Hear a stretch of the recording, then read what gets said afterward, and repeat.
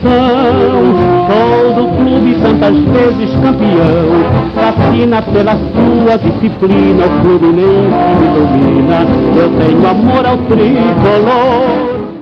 Caros amigos, edição do programa Panorama Tricolor Especial. Desta vez nós vamos debater o público nos estádios do futebol brasileiro. Pois bem, no último final de semana o Fluminense estreou no Campeonato Brasileiro, teve uma boa plateia, né? A segunda melhor plateia da primeira rodada do Campeonato Brasileiro, ultrapassando a marca de 20 mil pessoas presentes no estádio do Maracanã, o que traz para a torcida do Fluminense até uma boa esperança, um bom momento que esse público possa inclusive prosperar. No entanto, chama a atenção que nos números globais do futebol brasileiro dos últimos anos, especialmente na área dos pontos corridos, e num momento que se discutem possíveis novas fórmulas dessa competição, o público vem minguando de maneira sucessiva, ou mais ou menos estabilizando na faixa entre 15 e 16 mil presentes nas partidas, o que é um número muito baixo para o tamanho das maiores torcidas do futebol brasileiro e o tamanho das arenas, porque todas elas têm mais de 40 mil lugares.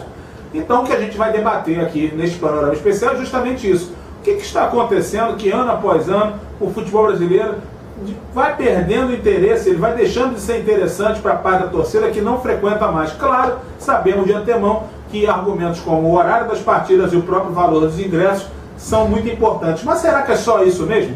Então, com a palavra, Lúcio Bairral e Rodrigo César, o Rods, vão debater a respeito. E aí, Rods, como é que a gente pode ler mais ou menos esses números? O que dá para imaginar? É só o preço do ingresso mesmo e o horário que define esse quase desinteresse de uma parte da população pelo futebol?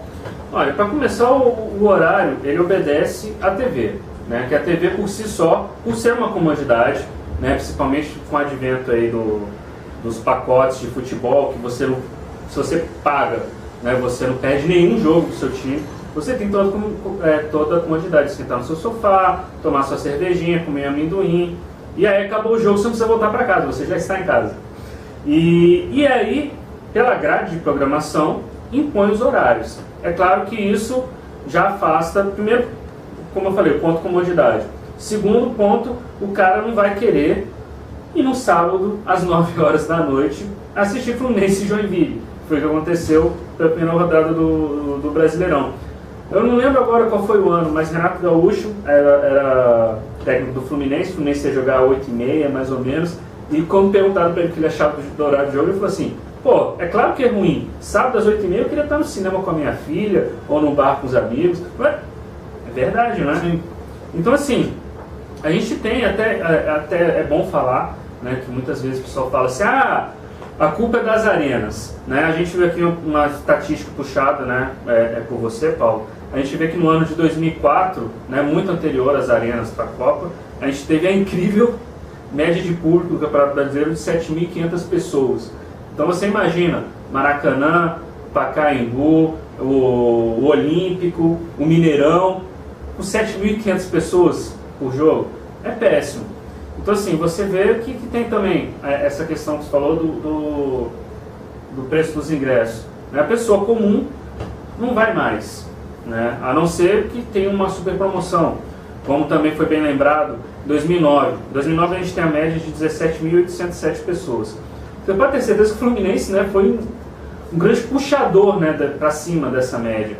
Né, nas últimas 10 rodadas, com aquela incrível arrancada, né, que ingressos muito populares, né, ingressos a R$5. O time de guerreiros, né, vamos colocar assim, né, como foi chamado, já era a arrancada já foi super importante. Né,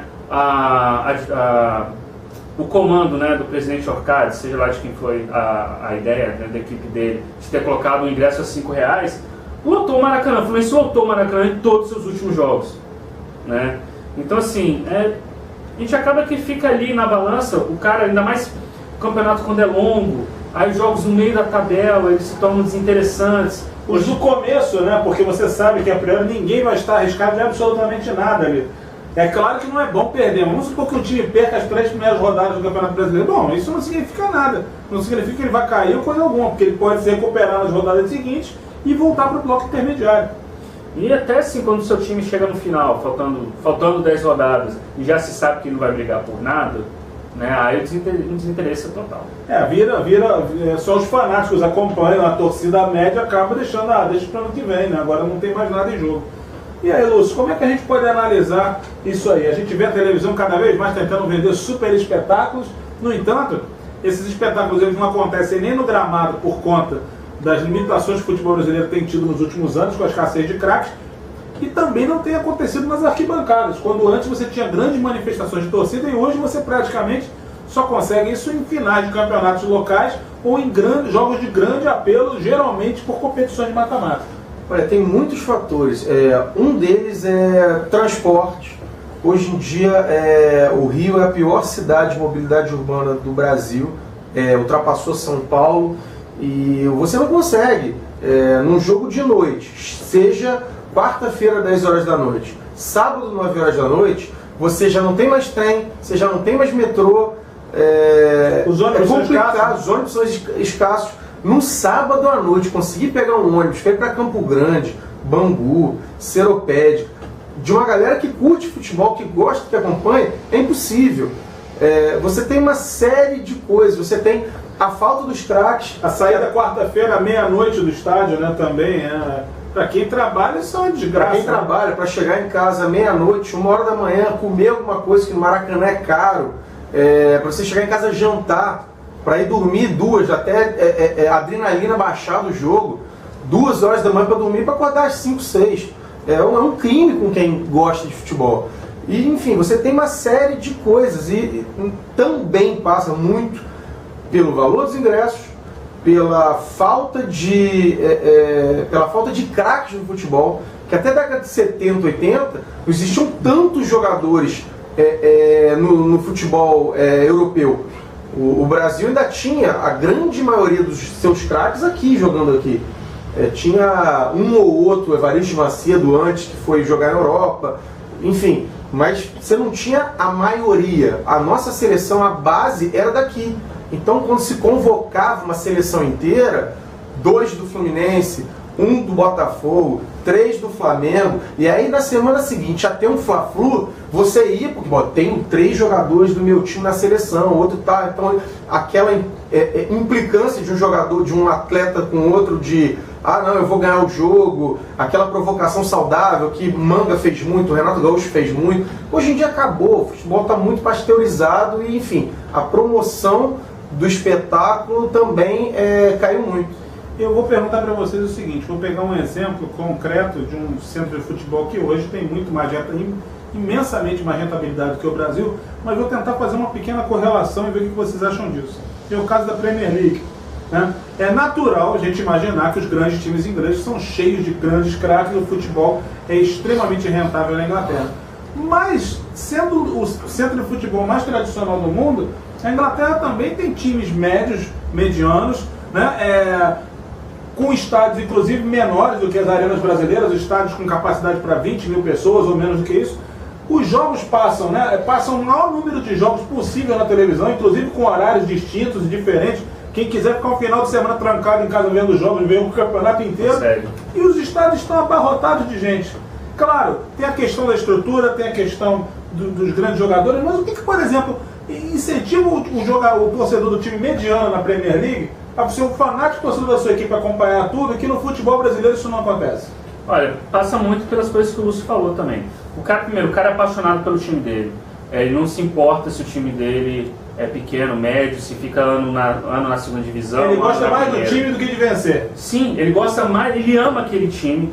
É uma tradição na vida dele, né? Muitas vezes lá, por exemplo, você vê muito os times. A Inglaterra é muito menor que o Brasil. Sim. Né? Então, assim, Londres tem uns, não sei, acho que se não me engano são uns 4, pelo menos com expressão, são uns 4 times diferentes. Então, assim, o pessoal da região, então o pessoal daquela região torce por aquele time. Então, assim, ele vai ter um transporte, ele vai com os amigos dele, ele tem um transporte certo, vai passar no pub, vai direto pro estádio, vai ter conforto, vai assistir, por mais que vários jogos do campeonato inglês sejam sonolento, ele vai estar lá gritando, vai ver um belo espetáculo, porque mesmo sendo sonolento, é bonito, você vê a coisa não é bagunçada, né? Tem segurança, né? Você vê se um cara invade o campo ali, ele vai ser preso e vai ficar, sei lá quanto tempo sem poder assistir futebol, vai voltar para casa tranquilo, né? No caso do futebol inglês, a época de vez em quando ainda tem alguma confusão, mas a época dos rolês. Nada que se compara ao Brasil, né? Nada se compara. Então assim, ele vai chegar em casa tranquilo, vai passar o resto ele não vai chegar à tarde em casa para trabalhar de manhã no dia seguinte, vai poder fazer a refeição dele, tomar banho, dormir e ir trabalhar. Então assim, transporte, amor ao time e condições, fora o transporte no próprio estádio. Pois é, para finalizar, e aí, Lúcio, isso tem jeito? Por onde passa o jeito para o futebol brasileiro, pelo menos tentar resgatar parte do público que teve um dia? Olha, não é deprimente olhar para a televisão nos jogos de meio de semana, ver aquele mar de cadeiras desertas no Maracanã? Primeiro o brasileiro não gosta de futebol, ele gosta de ganhar. E aí você começa a explicar um pouquinho do como funciona o povo brasileiro.